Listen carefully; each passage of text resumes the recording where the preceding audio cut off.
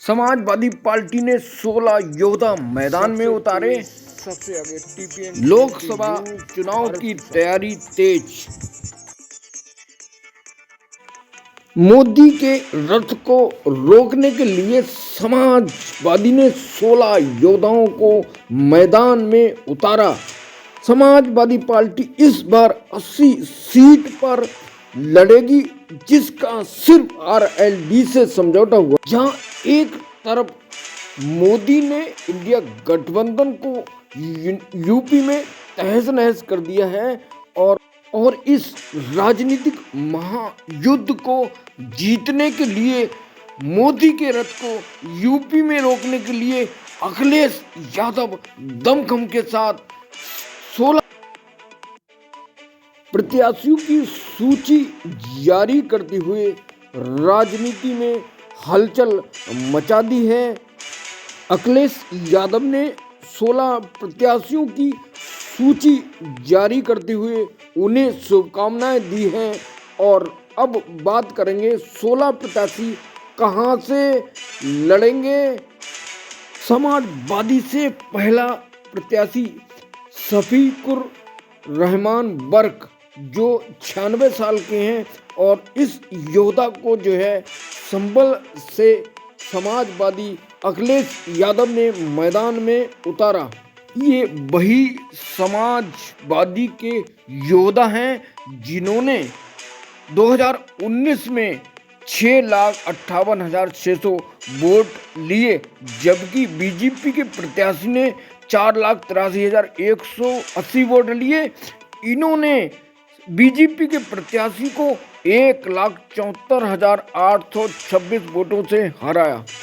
2019 के लोकसभा चुनाव में बीजेपी के डॉक्टर चंद्र सेन को 4,95,819 वोट मिले, जबकि सपा के अक्षय यादव को 4,67,038 वोट मिले। यानी चंद्र सेन ने अक्षय यादव को 28,781 वोट से हराया। 2 नंबर का प्रत्याशी होने के कारण समाजवादी ने एक बार फिर अक्षय यादव पर दांव लगाया। समाजवादी पार्टी ने मैनपुरी से डिंपल यादव को एक बार फिर मैदान में उतारा। इससे पहले मुलायम सिंह यादव 2019 में यहां से चुने गए, जिनके दिवंगन के कारण डिंपल यादव को उपचुनाव लड़ाया गया और उपचुनाव में डिंपल यादव ने रघुराज प्रताप को 1,67,954 वोटों से हराया। डिंपल यादव को 2,88,461 वोट, जबकि रघुराज साक को 1,20,507 वोट मिले। एटा से समाजवादी पार्टी ने एक बार फिर देवेश साक को मैदान में उतारा।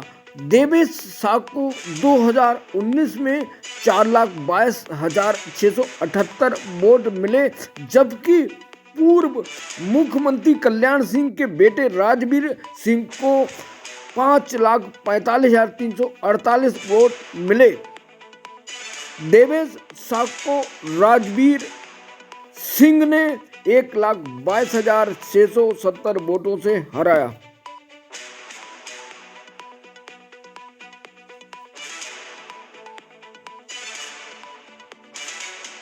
बदायूं से एक बार फिर धर्मेंद्र यादव पे आस्था अखिलेश यादव ने दिखाई है। यहां से संघमित्रा मौर्य सांसद हैं, जो समाजवादी नेता स्वामी प्रसाद की बेटी, जिन्होंने 2019 के लोकसभा चुनाव में 5,11,352 वोट, जबकि धर्मेंद्र यादव ने 4,92,898 वोट प्राप्त करे, जिसमें 47.68% संघमित्रा मौर्य को वोट मिले, जबकि धर्मेंद्र यादव को 45.68% वोट मिले। खीरी लोकसभा से उत्कर्ष वर्मा को समाजवादी पार्टी ने मैदान में उतारा। इससे पहले यानी 2019 में डॉक्टर पुरी वर्मा को समाजवादी पार्टी ने मैदान में उतारा था, जो अजय कुमार बीजेपी के प्रत्याशी से हार गईं। अजय कुमार को 6,09,579 वोट मिले, जबकि पूर्वी वर्मा को 3,90,782 वोट मिले। अखिलेश यादव ने इसी रणनीति को देखते हुए कि खीरी पर समाजवादी पार्टी मजबूत है, दूसरे स्थान पर, इसलिए उत्कृष्ट वर्मा को मैदान में उतारा। धौरहरा सीट से समाजवादी पार्टी ने आनंद भदौरिया को मैदान में उतारा, जो पूर्व एमएलसी हैं, और धौरेरा लोकसभा सीट पर बीजेपी की रेखा वर्मा सांसद, जिन्होंने 2019 में अरशद अहमद बीएसपी के नेता को हराया। रेखा वर्मा को 5,12,905 वोट मिले, जबकि अरशद अहमद 3,52,294 वोट मिले। कांग्रेस के जितिन प्रसाद तीसरे नंबर पर रहे, जो इस समय बीजेपी में हैं और धौरेरा पीलीभीत से लोकसभा टिकट मांग रहे हैं। उन्नाव से समाजवादी ने अनु टंडन को मैदान में उतारा, जो कांग्रेस की नेता थी, समाजवादी पार्टी ज्वाइन की। 2019 में उन्नाव से सांसद साक्षी महाराज बने, जिन्होंने 7,03,557 वोट मिले, जबकि समाजवादी के अरुण शंकर शुक्ला को 3,02,551 वोट मिले और अनु टंडन कांग्रेस की प्रत्याशी तीसरे नंबर पर रहीं। लखनऊ से समाजवादी पार्टी ने रविदास मल्होत्रा को मैदान में उतारा। लखनऊ से राजनाथ सिंह सांसद हैं, जिन्होंने समाजवादी के पूनम सिन्हा को हराया। राजनाथ सिंह को 6,33,026 वोट मिले, जबकि सपा की पूनम सिन्हा को 2,85,754 वोट। फर्रुखाबाद से नवल किशोर शाह को समाजवादी पार्टी ने मैदान में उतारा। वहीं पर फर्रुखाबाद से मुकेश राजपूत सांसद, जिन्होंने बीएसपी के मनोज अग्रवाल को हराया। मुकेश राजपूत को 5,59,889 वोट मिले, जबकि बीएसपी के मनोज अग्रवाल को 3,48,178 वोट। अकबरपुर से समाजवादी पार्टी ने राजा रामपाल को मैदान में उतारा। 2019 में अकबरपुर से देवेंद्र सिंह भोले बीजेपी से सांसद बने, जिन्होंने बीएसपी के निशान सचान को हराया।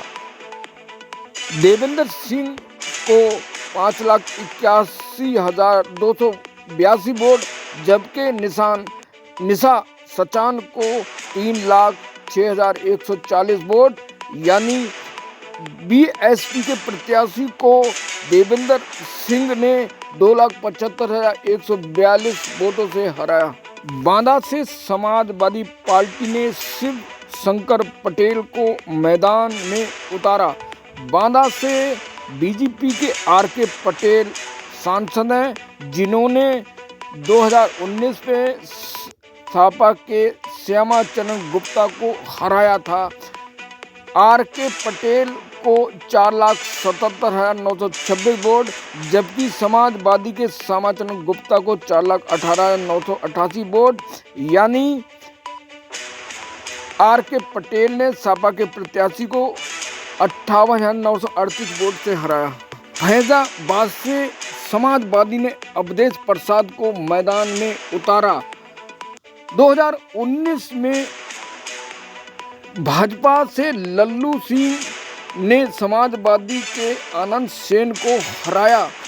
लल्लू सिंह को 5,29,021 वोट जबकि आनंद सेन को 4,63,544 वोट, यानी कि समाजवादी पार्टी ने इस बार आनंद सेन की जगह अवधेश प्रसाद को मैदान में उतारा। अम्बेडनगर से समाजवादी पार्टी ने लालजी वर्मा को मैदान में उतारा। बीएसपी और एसपी के समाजवादी पर रितेश पांडे को मैदान में उतारा गया था 2019 में, जो 5,64,118 वोट मिले जिन्हें, जबकि बीजेपी के मुकुट बिहारी वर्मा को 4,68,238 वोट मिले। समाजवादी पार्टी ने बस्ती लोकसभा सीट से रामपाल चौधरी को मैदान में उतारा। 2019 के लोकसभा चुनाव में राम प्रसाद चौधरी बीएसपी के चुनाव से लड़े, जो हरीश द्विवेदी बीजेपी नेता से हार गए। 2019 के लोकसभा चुनाव में हरीश द्विवेदी को 4,71,162 वोट जबकि राम प्रसाद चौधरी को 4,40,808 वोट मिले। बीजेपी के हरीश द्विवेदी ने राम प्रसाद चौधरी को 30,354 वोट से हराया था। गोरखपुर से समाजवादी ने काजल निषाद छोटे पर्दे की अभिनेत्री को मैदान में उतारा। 2019 के लोकसभा चुनाव में बीजेपी के रवि किशन ने समाजवादी के रामभुआल निषाद को हराया। रवि किशन को 7,70,122 वोट जबकि रामभुआल को निषाद को 4,15,458 वोट, यानी कि रवि किशन ने 3 लाख वोटों से कड़ी शिकस्त दी थी समाजवादी के प्रत्याशी को। समय की नज़ाकत को समझते हुए समाजवादी पार्टी ने रामभुआल निषाद की जगह काजल निषाद को मैदान में उतारा। 2024 के लोकसभा चुनाव आ चुके हैं। ऐसी स्थिति में अब देखते हैं वो 16 प्रत्याशियों में समाजवादी के, बीएसपी और बीजेपी के प्रत्याशियों को कैसे लीड देते हैं। जुड़े रहिए लोकसभा की हर अपडेट के लिए TPN 20 न्यूज़ भारत के साथ। सबसे तेज, सबसे आगे TPN 20 न्यूज़ भारत के साथ।